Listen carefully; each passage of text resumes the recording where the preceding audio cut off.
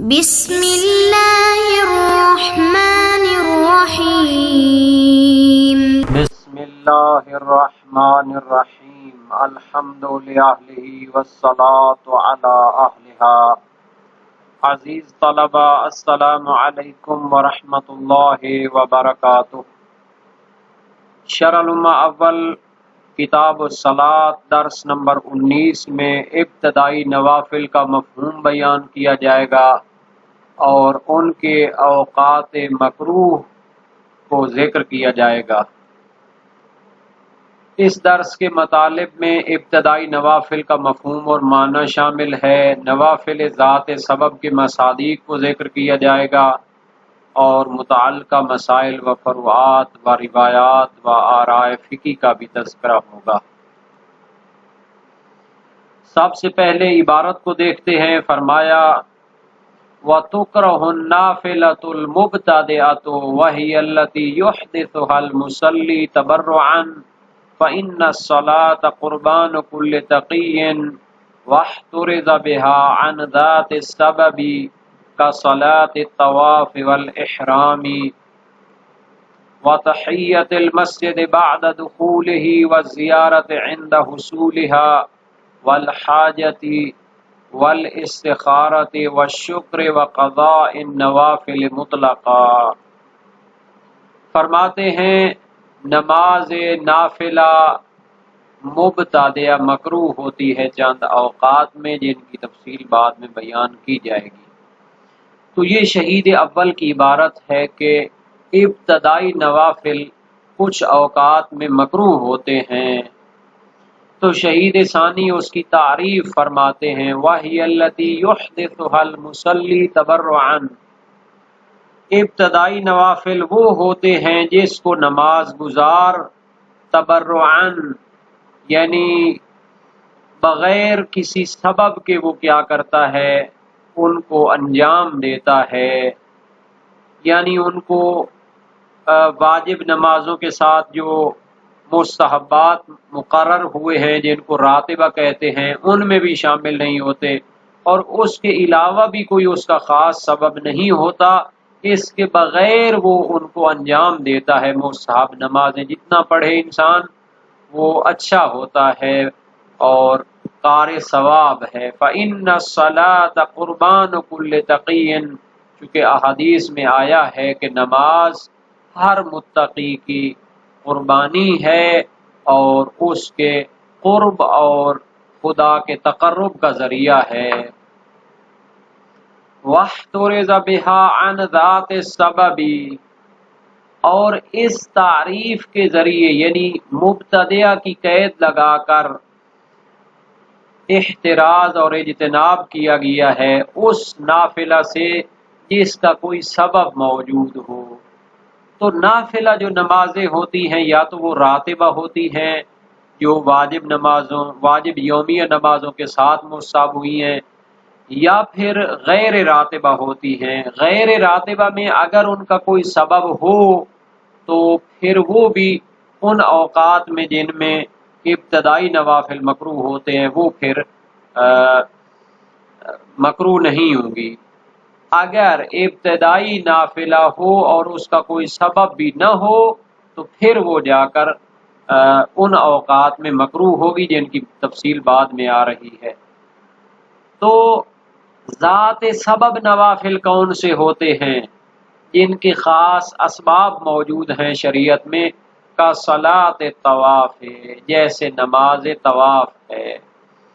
تو طواف اگر واجب ہو تو پھر اس کی نماز بھی واجب ہوتی ہے۔ تو ظاہر سی بات ہے کہ یہاں نماز مستحب مراد ہے طواف کی۔ جب مستحب طواف کرے تو اس کی جو نماز مستحب ہوتی ہے وہ ذات سبب کہلائے گی، نافلہ ذات سبب کہلائے گی۔ والاحرام، جب انسان احرام باندھتا ہے تو پھر اس کے ساتھ نافلہ بھی بیان کی گئی ہے، اور ان دونوں نمازوں کی جو تفصیل ہے وہ کتاب الحج میں آئے گی۔ کتاب الحج کے اندر ان کی احادیث بیان کی جاتی ہیں۔ یہ جو نافلہ بیان کی گئی ہیں تو باقاعدہ دلیل اور برہان کے ساتھ ان کو وہاں پر پیش کیا جائے گا۔ وَتَحِيَّةِ الْمَسْجِدِ بَعْدَ دُخُولِهِ، جب انسان مسجد میں داخل ہوتا ہے تو پھر اس کو مسجد کی احترام اور تحیہ کے لیے 2 رکعت نماز پڑھنی چاہیے۔ تو یہ نماز بھی مسجد کے آداب میں بیان ہوتی ہے، جہاں پر احکام مساجد بیان کیے جاتے ہیں، اور اس کے بارے میں بھی روایات موجود ہیں۔ وسائل الشیعہ جلد نمبر 5 صفحہ نمبر 247، جو 30 جلدی طبع ہے وسائل الشیعہ کی، اس میں باب نمبر 42 میں حدیث نمبر 64-61 میں اس کے جو روایت معانی الاخبار خصال شیخ صدوق سے نقل کی گئی ہے، اور امالی شیخ توسی کا بھی حوالہ دیا گیا ہے۔ نیز باب 67 میں بھی مسجد کے بارے میں روایات موجود ہیں اسی جلد میں، کہ مسجدوں کو راستہ نہ بناؤ، اگر مسجد میں داخل ہو تو پھر 2 رکعت نماز پڑھا کرو ان میں۔ تو یہ تحیہ مسجد جو ہوتی ہے، احترام مسجد ہوتی ہے، یہ بھی ذات سبب ہے، اس کا بھی باقاعدہ ایک سبب موجود ہے۔ اگر ان اوقات میں بھی جن کو اوقات مکروہہ کہا گیا ہے، جن میں مستحب نماز ابتدائی نوافل نہیں پڑھے جا سکتے، تو اگر اس وقت میں مسجد میں جائے تو وہ پڑھی جا سکتی ہے۔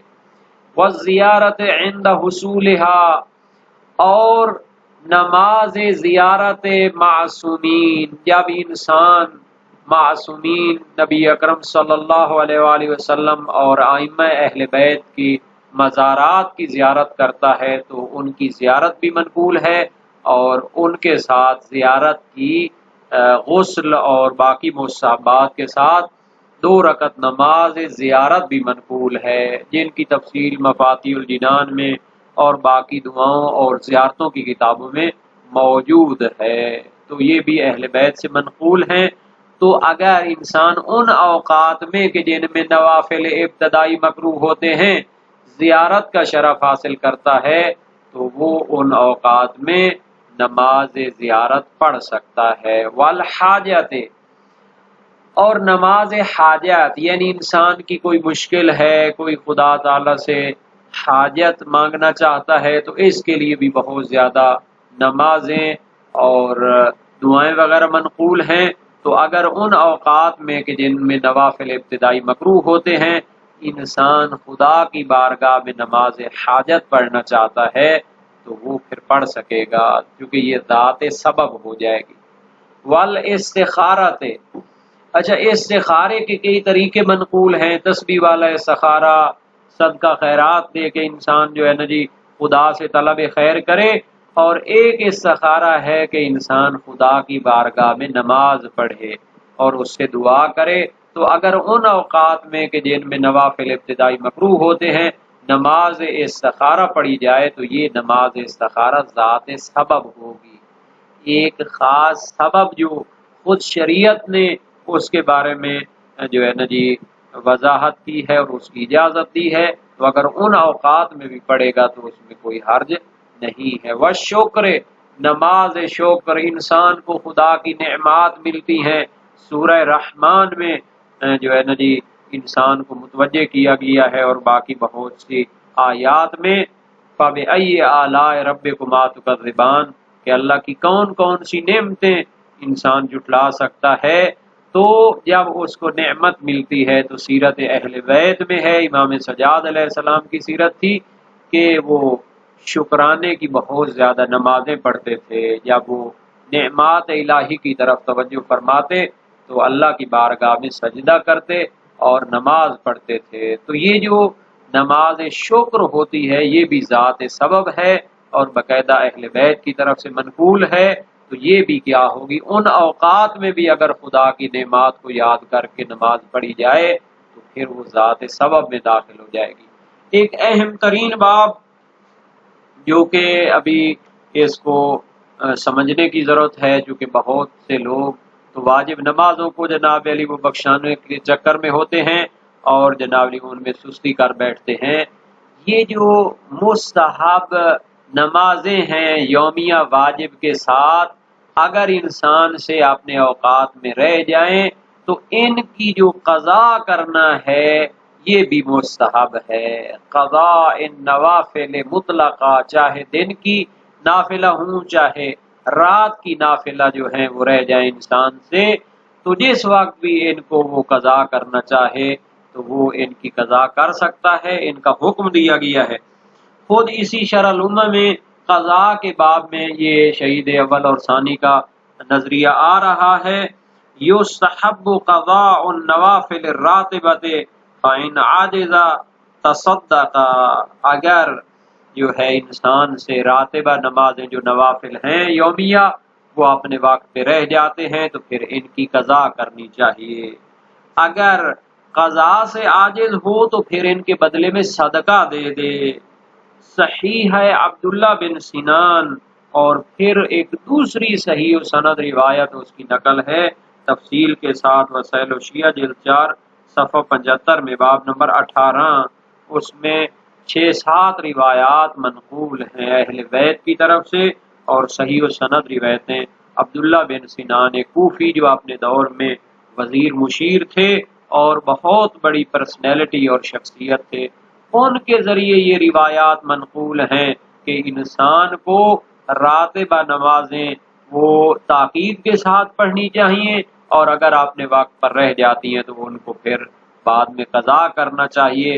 اور قضا اب چونکہ بحث ہو رہی تھی کہ نوافل ابتدائی جو ہوتے ہیں ان کو انسان چند اوقات میں کچھ اوقات میں ان کو پڑھنا مکروہ ہوتا ہے، لیکن اگر ذات سبب جو نوافل ہیں جن کے یہ چند ایک اسباب ہم نے یہاں گنوائے ہیں اور بھی بہت سارے اسباب ہو سکتے ہیں، تو اگر انسان ان اسباب کے مد میں نوافل پڑھے گا تو وہ پھر مکروہ نہیں ہوں گے۔ تو یہ چند ایک جناب علی کیا تھے نوافل ذات سبب تھے جن کے مصادیق کو یہاں پہ بیان کیا گیا ہے۔ اس کے ساتھ چونکہ آئندہ جو بحث ہے اس کی طرف ہم جائیں گے تو بحث پھر رہ جائے گی، بہتر ہے کہ ہم سابقہ جو بحث تھی اس کا ایک تتمہ عرض کر دیں تاکہ اس کی جو دلیلیں تھی وہ بھی ناقص نہ رہ جائیں۔ اور وہ کیا تھا جناب، نماز صبح کا جو نافلہ تھا اس کا وقت بیان ہوا تھا کہ جب مشرق سے سرخی طلوع ہوتی ہے تو پھر اس کا نافلہ کا وقت ختم ہو جاتا ہے۔ تو اس کے بارے میں ایک وضاحت ضروری ہے، یہ تو ہم نے نافلہ صبح کے وقت کے خاتمے کو ذکر کیا تھا، اس کی ابتدا کب سے ہوتی ہے؟ تو فرماتے ہیں کہ جب انسان نماز شب مکمل کر لے تو اس کے بعد پھر نافلہ صبح کا وقت شروع ہو جاتا ہے، اگرچہ وہ طلوع فجر صادق سے پہلے ہی کیوں نہ ہو۔ اور اس کے لیے بہت زیادہ روایات دلالت کرتی ہیں۔ محمد بن مسلم کوفی کی روایت ہے امام باقر علیہ السلام سے، صحیح بزنتی ہے امام رضا علیہ السلام سے، اور صحیح زرارہ ہے امام باقر علیہ السلام سے، اور صحیح محمد ابن مسلم ہے امام باقر علیہ السلام سے، اور صحیح اور اس طرح کی دوسری روایات ہیں۔ مثلا زرارہ کی جو صحیح سند روایت ہے اس میں سألتہ عن رکعتي الفجر قبل الفجر او بعد الفجر، فرمایا قبل الفجر انہما من صلاة اللیل، اس کو قابل فجر بھی پڑھا جا سکتا ہے کیونکہ یہ نماز شب کے ساتھ ہوتی ہے۔ اور صحیح محمد ابن مسلم امام باقر علیہ السلام سے صلی رکعتي الفجر قبل الفجر وبعدہ وعندہ، تو انسان جو ہے نا جی اس کو نماز شب کے بعد یا پڑھنا چاہے وہ پڑھ سکتا ہے۔ اچھا، اس کی انتہا طلوع حمرہ مشرقیہ کے ساتھ ہو جاتی ہے اس نافلہ صبح کے وقت کی، تو یہ صحیح علی بن یقین ہے ان الرجل سألت عن الرجل لا يصلي الغداة حتى يسفر وتظهر الحمرة ولم يركع ركعتي الفجر أيركعهما أو يؤخرهما قال يؤخرهما، جب حمرہ اور سرخی مشرق سے ظاہر ہو جاتی ہے اور اس نے فجر کی مستحب نماز نہیں پڑھی تو کیا ان کو پڑھے یا پھر ان کو مؤخر کرے اور واجب پہلے پڑھے؟ تو کہتے ہیں ان کو مؤخر کر دے، پہلے واجب پڑھے۔ تو یہ جناب علی دلیلیں رہ گئی تھیں۔ ایک بحث جو پہلے رہ چکی تھی اس کی طرف بھی اشارہ کر دیں کہ مغرب کی جو ہوتی ہے عمرہ مغربیہ، مغرب کے جو ہوتے تھے نوافل، ان کے لیے وہ آخر وقت تھا، تو وہ نماز عشاء کے ساتھ نوافل مغرب مزاحم نہیں ہوتے۔ اس کے بارے میں جناب علی محقق ہلی صاحب شرائع اور علامہ ہلی قواعد اور ارشاد تحریر الاحکام اور منتہی المطلب میں اور شہید اول اور ثانی فرماتے ہیں کہ اگر اس نے 2 رکعتیں شروع کر لی ہوں اور وقت عشاء داخل ہو جائے تو پھر ان 2 رکعتوں کو وہ کیا کر سکتا ہے؟ مکمل کر سکتا ہے۔ لیکن جب وہ نماز 2 رکعتیں مکمل ہوں گی، اگر اس نے 2 رکعتیں اور اس کی نافل مغرب رہتی ہیں تو ان کو وہ نہیں پڑھ سکتا، چونکہ اب فضیلت عشاء کا وقت شروع ہو گیا ہے۔ لیکن ابن ادریس فرماتے ہیں کہ اگر وہ 1 رکعت شروع کر چکا ہے، پھر فریضہ عشاء کا وقت داخل ہو جائے تو پھر 4 رکعتیں وہ پڑھ سکتا ہے، مکمل کر سکتا ہے۔ صاحب جواہر فرماتے ہیں شاید انہوں نے نوافل ظہرین پر قیاس کیا ہو، اور وہ تو ہمارے نزدیک صحیح نہیں ہے، اور فارق بھی موجود ہے۔ نافل ظہرین جو تھے، اگر وہ 1 آدھ رکعت وہ مثلا پڑھ چکا ہے اور واجب نماز کا فضیلت کا وقت داخل ہو جاتا ہے تو وہ چونکہ اسی نماز کے نوافل تھے جس کا وقت داخل ہوا ہے تو ان کو مکمل کر سکتا تھا۔ لیکن یہاں تو نافل مغرب کی بات ہو رہی ہے اور آگے وقت جو داخل ہو رہا ہے وہ دوسری نماز کا ہے، عشاء کا ہے۔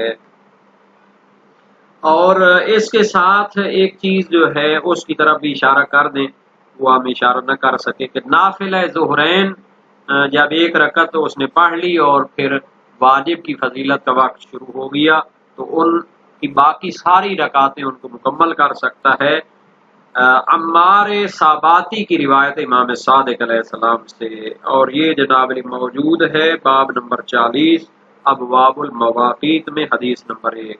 فَإِن مَضَى قَدَمَانِ قَبْلَ أَن يُصَلِّ رَكْعَةً بَدَأَ بِالْأُولَى وَلَمْ يُصَلِّ الزَّوَالَ إِلَّا بَعْدَ ذَلِكَ وَإِن كَانَ صَلَّى رَكْعَةً فَلْيُتِمْ النَّوَافِلَ حَتَّى يَفْرُغَ مِنْهَا ثُمَّ يُصَلِّ الْعَصْرَ، یعنی اگر 1 رکعت اس نے نوافل کی پڑھی تو پھر ان سب نوافل کو مکمل کرے، اس کے بعد وہ نماز عصر کو شروع کرے۔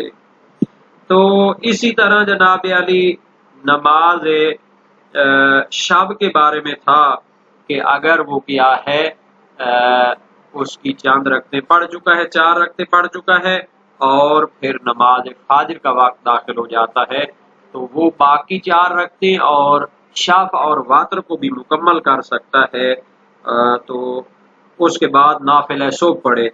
محمد بن نعمان کی روایت امام صادق علیہ السلام سے اذا كنت انت صلیت 4 رکعات من صلاۃ اللیل قبل طلوع الفجر فأتم الصلاۃ طلع او لم یطلع، جب آپ نے نماز شب کی 4 رکعتیں پڑھ لی طلوع فجر سے پہلے تو پھر اس کو مکمل کرو نماز شب کو، چاہے طلوع فجر صادق ہو جائے یا نہ ہو جائے۔ باب 47 ابواب المواقیت میں یہ حدیث موجود ہے۔